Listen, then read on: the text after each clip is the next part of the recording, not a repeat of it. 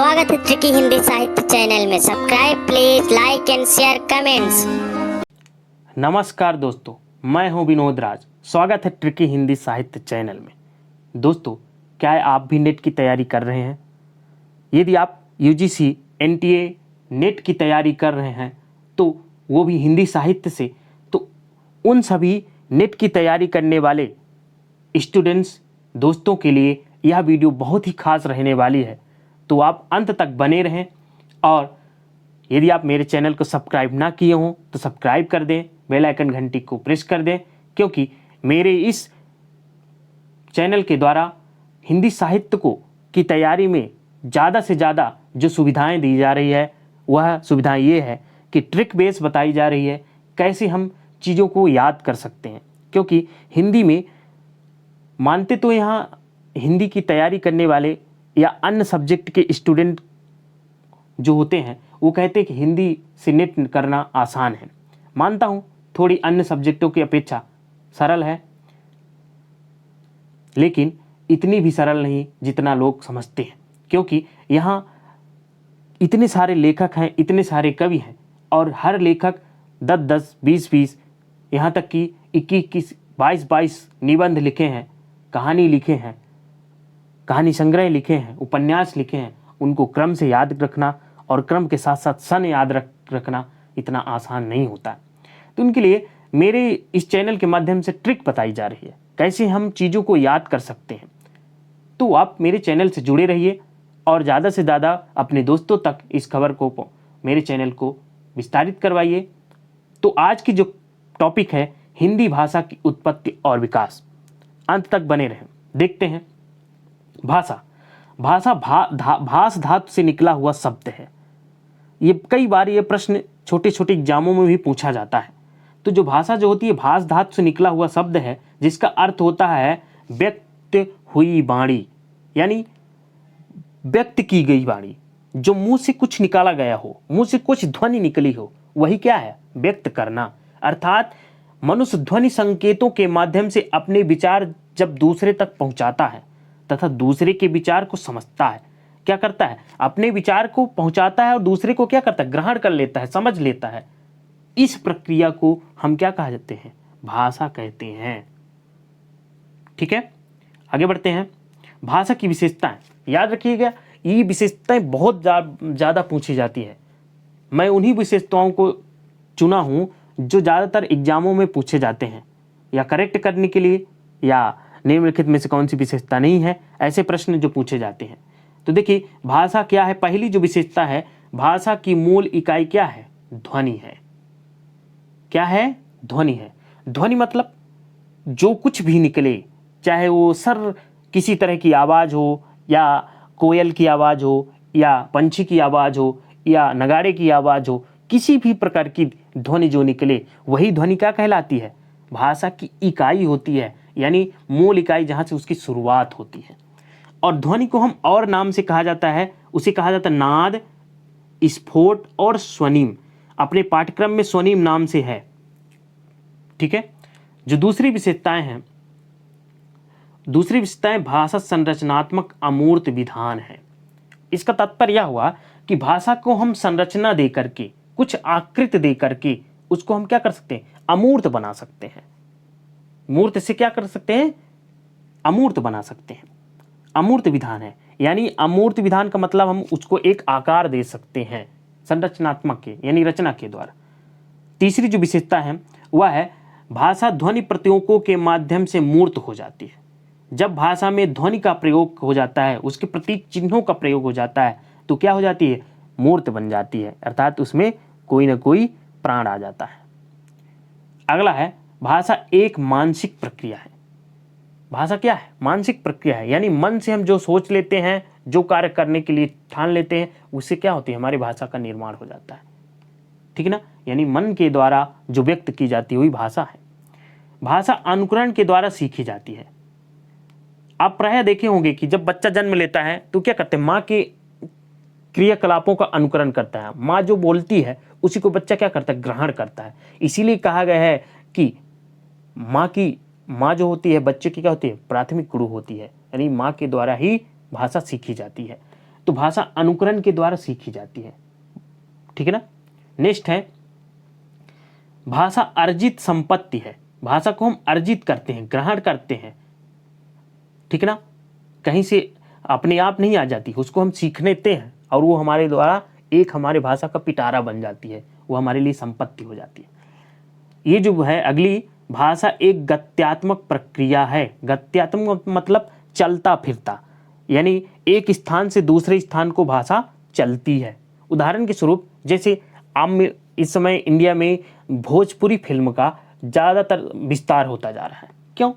पहले यही तो भोजपुरी जो है इलाहाबाद, बनारस और पटना के आसपास ही बोली जाती थी, लेकिन आज क्या है, देश के अधिकांश हिस्सों में, यहाँ तक कि मुंबई जैसे बड़े शहर में भी भोजपुरी बोली जा रही है। क्यों? क्योंकि वो क्या हो, चल के वहाँ तक पहुँच गई है, उसका विस्तार हो गया है, भोजपुरी वहाँ तक गति कर गई है, अपने रास्ता तय कर ली है। इसीलिए कहा जाता है कि भाषा एक क्या है, गत्यात्मक प्रक्रिया है। भाषा क्या है अगली, भाषा एक सामाजिक संपत्ति है। भाषा समाज के द्वारा उत्पन्न होती है। तो भाषा क्या होती है, सामाजिक रूपों की देन है, समाज के द्वारा ही प्रदान की जाती है। नेक्स्ट है भाषा स्थूलता से सूक्ष्मता की ओर गति करती है। स्थूल से सूक्ष्म की ओर, यानी छोटे से बड़े की ओर गति करती जाती है, ठीक है ना। ये रही मुख्य जो विशेषताएं। अब देखिए भाषा का विकास कैसे हुआ। भारतीय भाषाओं में, यानी भारतीय हिंदी भाषाओं में आर्य भाषाएं कहा जाती है, ठीक है ना। भारतीय भाषाओं को क्या कहा जाता है, आर्य भाषा कहा जाता है। और आर्य भाषा के विकास के 3 चरण हैं, ध्यान रखिएगा। प्राचीन भारतीय आर्य भाषाएं, मध्यकालीन भारतीय आर्य भाषाएं और आधुनिक भारतीय आर्य भाषाएं, ठीक है ना। अब देखते हैं प्राचीन भारतीय आर्य भाषाएं। प्राचीन भारतीय आर्य भाषाएं, इसके अंतर्गत 2 भाषाएं आती हैं, पहली वैदिक संस्कृत, दूसरी लौकिक संस्कृत, ठीक है ना। इसी तरह मध्यकालीन भारतीय आर्य भाषाएं में इसके अंदर के 3 आती हैं, पाली, प्राकृत और अपभ्रंश भाषाओं की गणना की जाती है, ठीक है।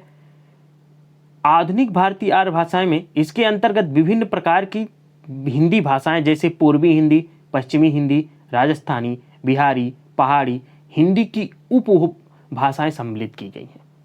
तो आप प्राचीन भारतीय आर्य भाषा में वैदिक और लौकिक संस्कृत, मध्यकालीन भारतीय आर्य भाषाओं में आप पाली, प्राकृत और अपभ्रंश, और आधुनिक में पूर्वी, बिहारी, पश्चिमी, राजस्थानी, पहाड़ी, ये सब सम्मिलित की गई हैं।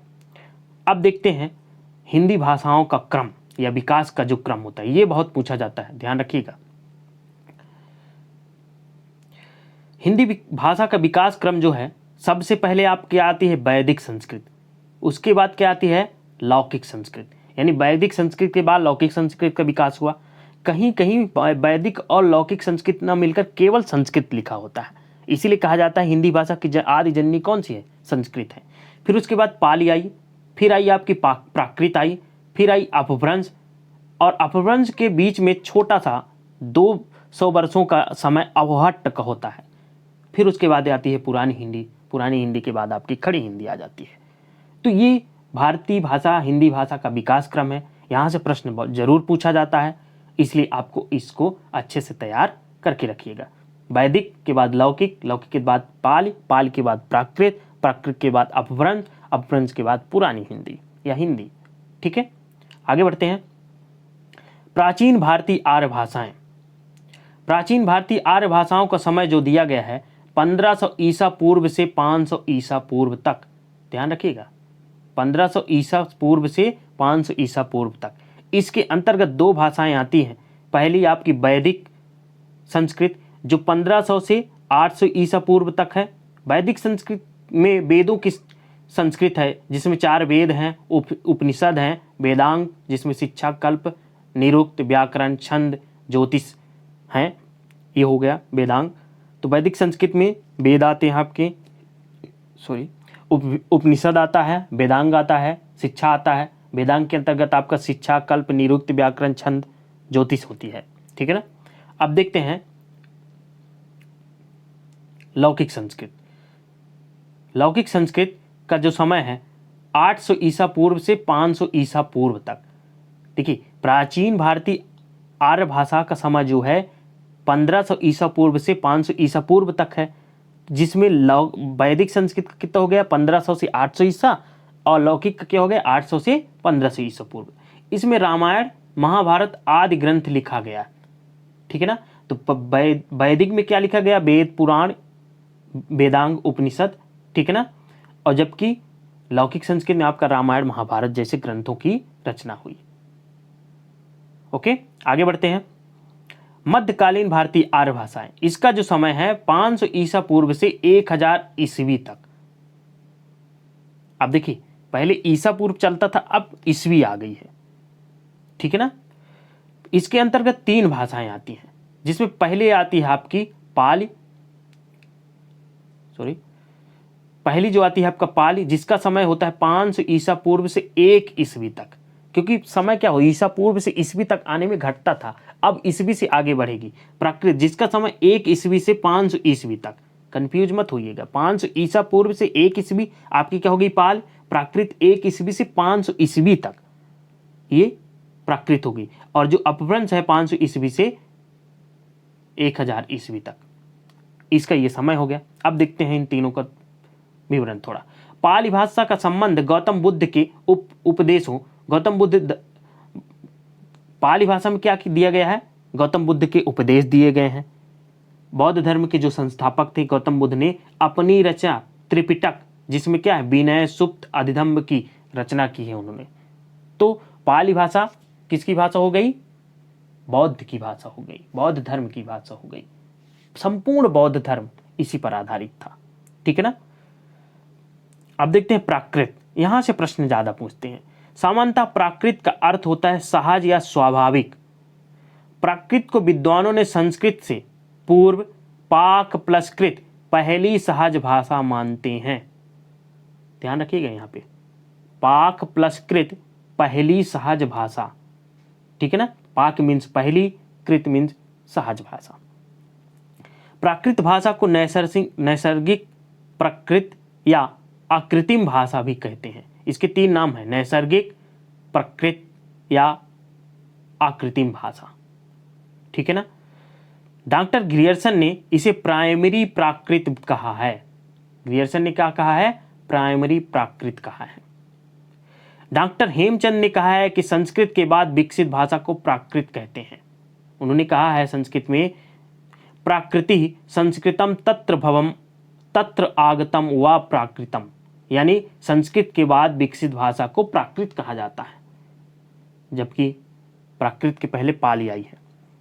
राजशेखर ने प्राकृत को मीठी भाषा क्या कहा है, उन्होंने मीठी भाषा कहा है प्राकृत को, जबकि संस्कृत को कठोर भाषा कहा है।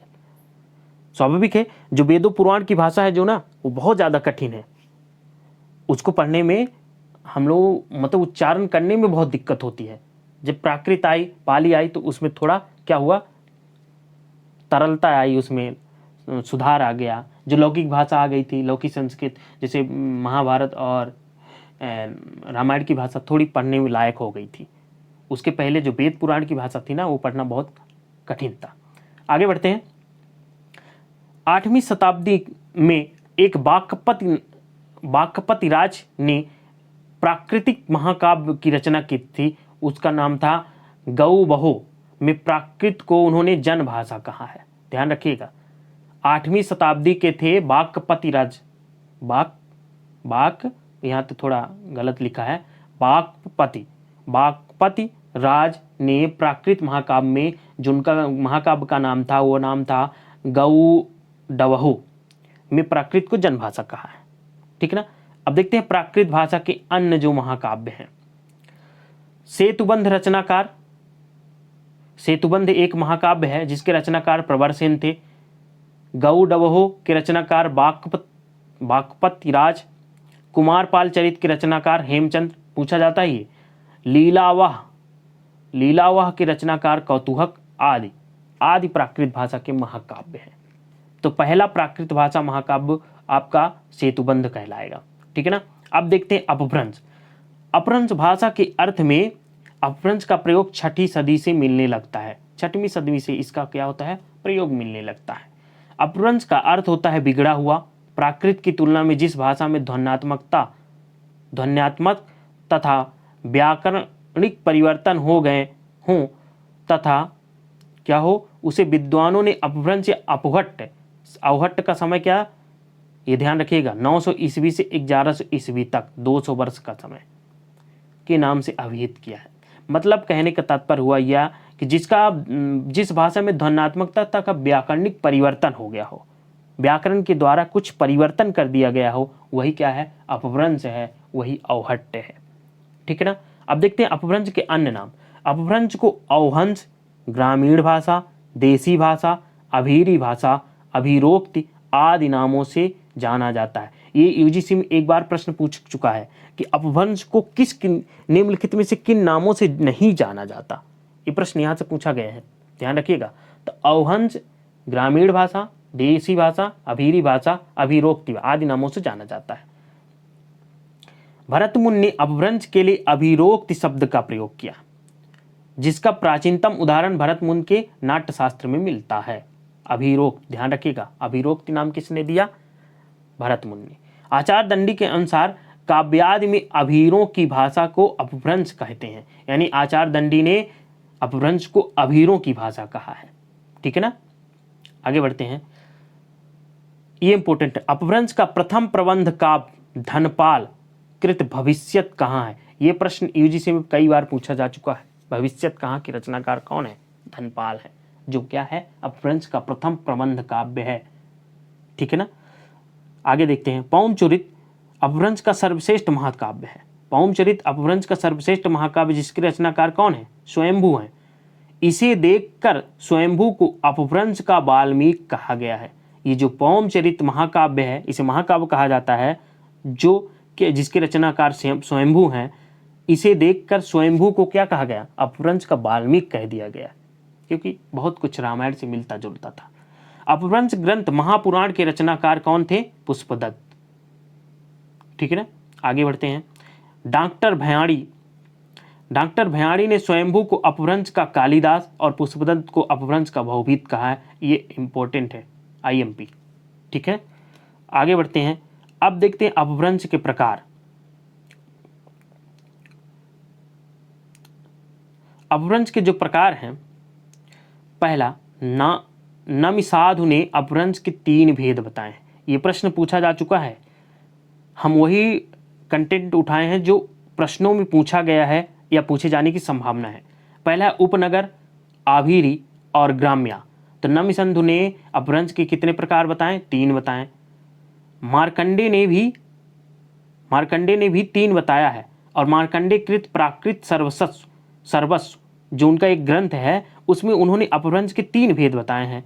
कौन से, नागर, उपनागर और ब्राचर। इसमें जो नागर है वह गुजरात की प्रतिनिधि यानी गुजरात से आकर निकली हुई है, और जो उपनागर जो है वह है राजस्थान की, और जो ब्रांचट है वह सिद्ध की। तो मार्कंडे ने 3 अपभ्रंश के प्रकार बताएं, नागर, उपनागर और ब्राचट। नागर कहाँ से, गुजरात से, उपनागर राजस्थान से, और ब्राचट जो है सिंध की। डॉक्टर याकोबी ने अपभ्रंश के 4 भेद बताए हैं, पूर्वी, पश्चिमी, उत्तरी, दक्षिणी, जो कि यही लास्ट में स्वीकार भी की गई है। 4 नहीं स्वीकार गई, 3 स्वीकार की गई है, लेकिन यहीं से मानी गई है अपभ्रंश के प्रकारों को, और यहाँ से प्रश्न पूछा जाता है अपभ्रंश के प्रकार से। डॉक्टर तगाड़े की एक पुस्तक है हिस्टोरिकल ग्रामर ऑफ अपभ्रंश में डॉक्टर याकोबी के मत पर विचार करने के उपरांत उत्तरी को निकालकर अपभ्रंश के 3 भेदों बताए हैं। पूर्वी, पश्चिमी, दक्षिणी को ही मान्यता दी है। उन्होंने क्या कहा, उत्तरी को हटा दिया और पूर्वी, पश्चिमी और दक्षिणी को मान्यता दी।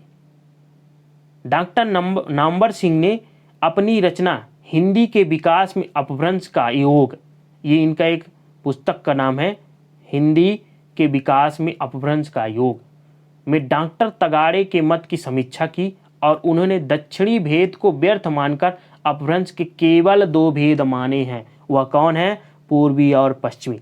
इस प्रकार अपभ्रंश के भेद कितने निकले, पूर्वी और पश्चिमी निकल के आई 2। शुरू में बहुत से लोग बताए हैं, लेकिन पूर्वी और पश्चिम की इन बताए हुए प्रकारों में से केवल पूर्वी और पश्चिम को माना गया है। उसके बाद राजस्थानी, बिहारी, आपकी पहाड़ी, ये सब जोड़ी गई है। ठीक है ना।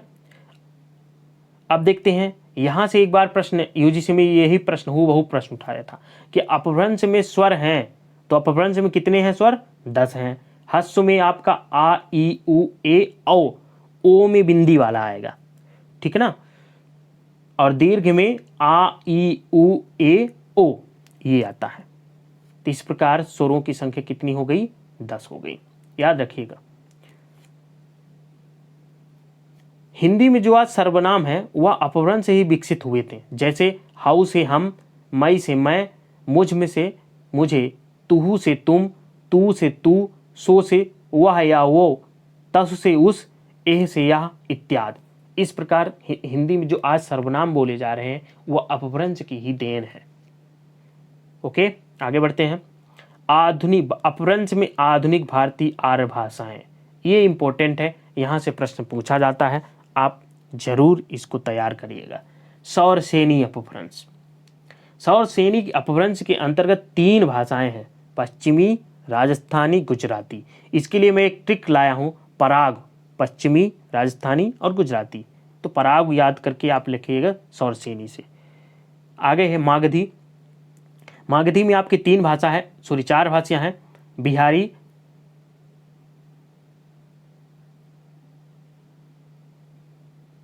बिहारी, बांग्ला, ओडिया, असमी। ठीक है ना। तो इसके लिए बीब ओस लिख सकते हैं। बीब से बिहारी आपको होगी, बा से बांग्ला, ओ से ओडिया और ओस से असमी। ठीक है। सौरसेनी के लिए पराग और मागधी के लिए बीब ओस। याद रखिएगा, ये बहुत कंफ्यूज करता है और अक्सर यहाँ से एक प्रश्न तो रखा रहता है यूजीसी नेट के लिए। आगे बढ़ते हैं। अर्धमागधी।